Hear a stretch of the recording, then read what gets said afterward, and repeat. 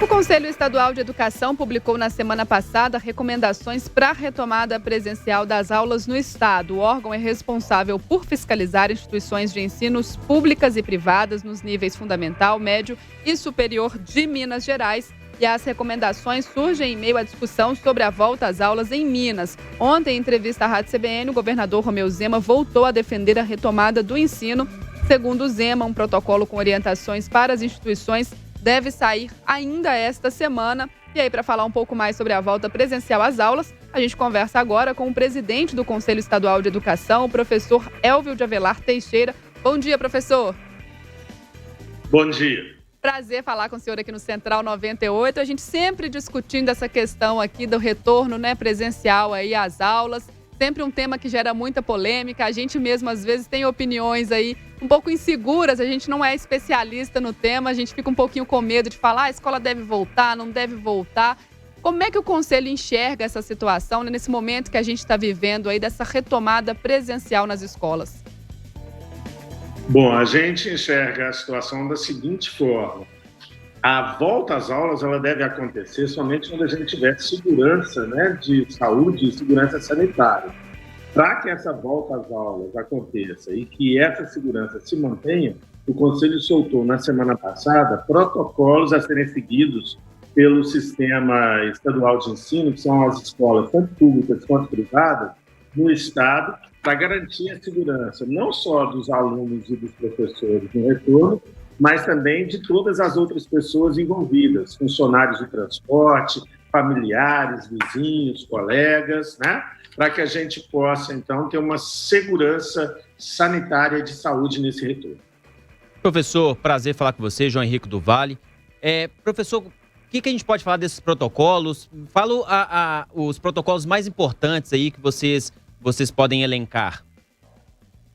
Bom, nos protocolos tem algumas medidas que são algumas orientações, para que as escolas definam as suas medidas protetivas, como, por exemplo, o distanciamento entre as carteiras na sala de aula, a ventilação natural, a tapetes sanitizantes na entrada, a disponibilização de álcool gel, aferição e medição da temperatura das pessoas, dos alunos, ao ingressar nas escolas, a questão do material, do uso de material, como, por exemplo, cada aluno, se possível, deve levar a sua garrafinha de água na questão da utilização dos bebedouros, questões de limpeza que têm que ser feitas, dentro tudo, na questão dos turnos, a questão da educação física, que deve também manter uma distância segura de 2,5 metros de uma pessoa para outra, quando for,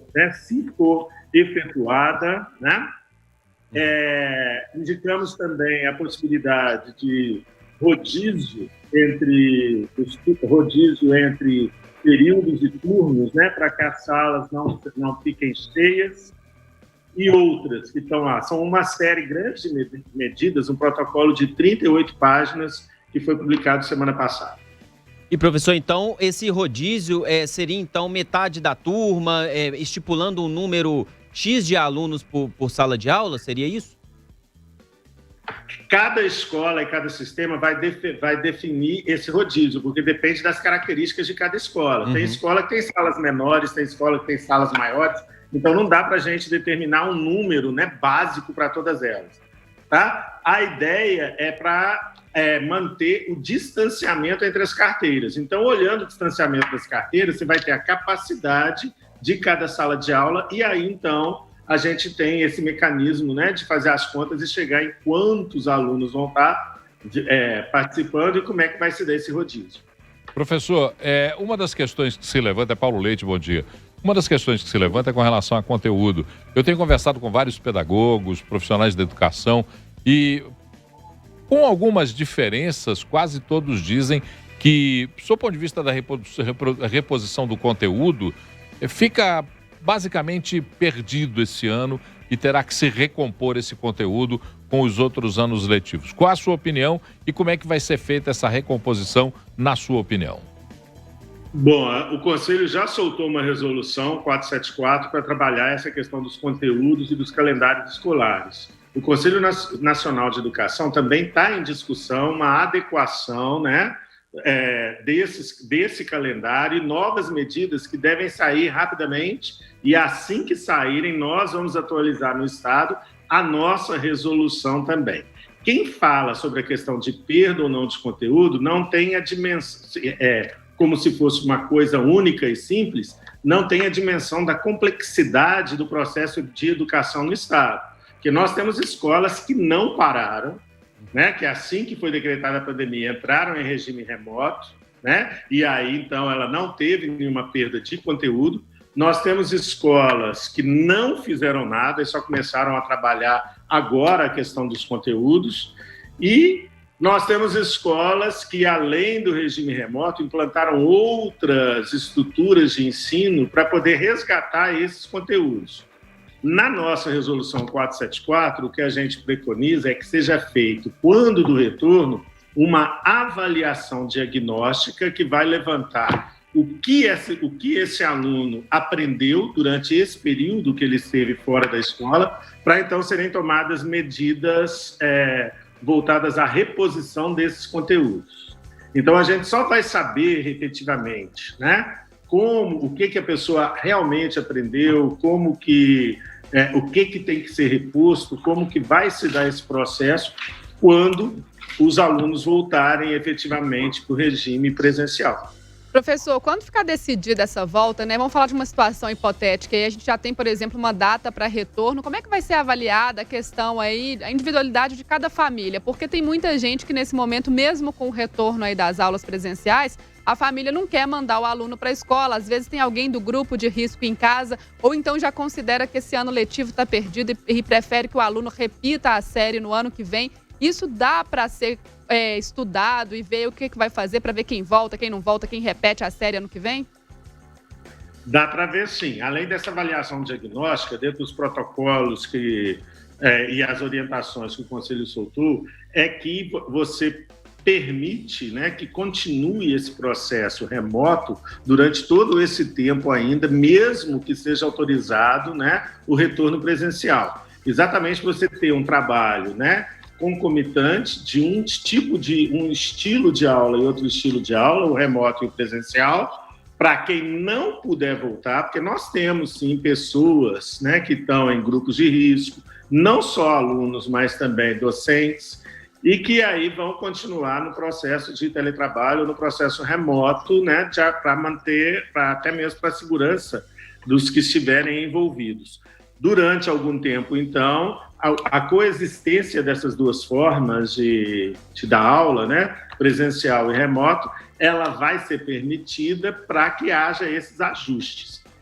Claro que a família tem que ser ouvida, deve ser ouvida, né, sobre a questão do retorno dos filhos às aulas. Mas o que a gente tem que pensar, em primeiro lugar, é a segurança, né, a questão da saúde, a segurança da saúde e a questão da manutenção da vida. Em segundo lugar, é a importância da educação. A educação é uma questão fundamental e dentro dela, essa troca que ocorre no regime presencial, essa socialização, ela é muito importante. Então, nós temos aí um paradoxo, né, a ser trabalhado de acordo com a necessidade de cada um, com a necessidade das escolas e dos sistemas de ensino.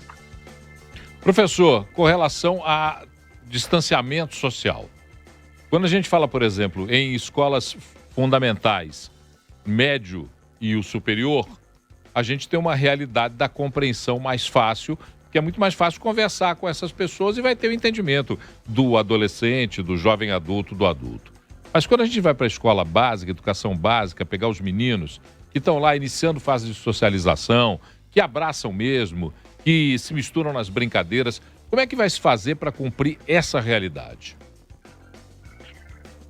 É uma questão difícil de ser trabalhada, mas a gente só vai saber efetivamente quando do retorno. A ideia é que tanto os pais, né, a família, comecem desde já a alertar e a dizer aos seus filhos ou a preparar os filhos para esse retorno, como que as escolas também preparem, propiciem, né, a possibilidade de estar, de certa forma, analisando e acompanhando esse retorno para que esse contato social não aconteça, ou que ele seja controlado, efetivamente bem controlado, para que a possibilidade de contágio seja, né, pequena ou não exista, ou seja minimizada. Nós sabemos, claro, que você controlar as pessoas, né, as crianças nas idades mais tenras é mais complicado, mas isso vai depender da estrutura que a escola vai ter que dar, né, desse controle, da confiança que a família vai ter ao analisar a escola, o que a escola modificou, quais os protocolos que ela teve, e principalmente também, né, do resgate da importância da família na educação. Porque a família tem um papel também de, em casa, explicar para a criança o que está acontecendo, dizer para ela, né, porque a educação ela não se dá só na escola. A escola é um fator fundamental para a educação das pessoas, mas não é só lá, né, que a educação acontece. A gente tem a parte da família também nesse processo. O envolvimento da família nesse processo é até um reflexo, digamos, positivo, né, dessa situação da pandemia, que a gente teve um resgate da importância da família, de acompanhar o processo de aprendizagem dos seus filhos, ver o que ele está aprendendo, né, e não colocar a escola apenas como um depositário, né, de crianças durante um período, né? Então é para entender todo esse processo e ter uma educação mais participativa. O papel da família aí é fundamental, né, principalmente nas idades mais baixas, nas crianças mais jovens, para que o retorno tenha sucesso. Professor, com o retorno das aulas, o Conselho já tem um plano para fiscalizar, para ver se essas medidas estão sendo cumpridas?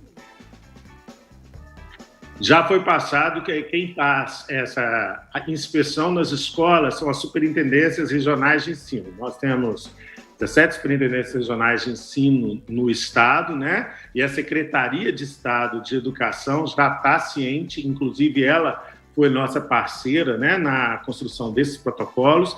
A Secretaria está, como o próprio governador disse, está construindo os protocolos do sistema público, né, o Sistema Estadual de Ensino, que vão ser divulgados brevemente, e eles já estão dentro dessas diretrizes e orientações que o Conselho soltou na semana passada, que foi uma construção conjunta, não só com a Secretaria de Educação, mas também com outras entidades